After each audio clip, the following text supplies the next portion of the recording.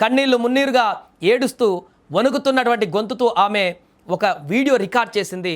పవనన్న, నా వల్ల కావడం లేదు, నన్ను చిత్రహింసలు పెడుతున్నారు, నన్ను ఇక్కడి నుంచి కాపాడు అన్నా, నన్ను నా పిల్లల దగ్గరికి చేర్చు అన్నా అంటూ పవన్ కళ్యాణ్కు ఆ వీడియో ద్వారా మొరపెట్టుకుంది ఆ మహిళ.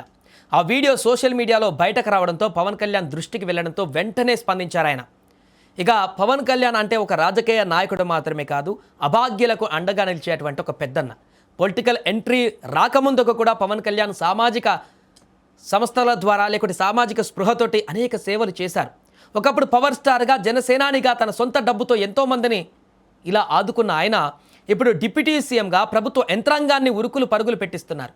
ఆ ఆడబిడ్డ కన్నీళ్లు చూసిన వెంటనే ఆయన మనసు చెలించిపోయింది. ఎక్కడో మస్కట్లో ఎవరు లేని దిక్కుతోచని స్థితిలో ఉన్న తన చెల్లెలికి నేనున్నానంటూ అభయం ఇచ్చారు పవన్. ఏమాత్రం ఆలస్యం చేయకుండా వెంటనే అధికారులను అప్రమత్తం చేశారు.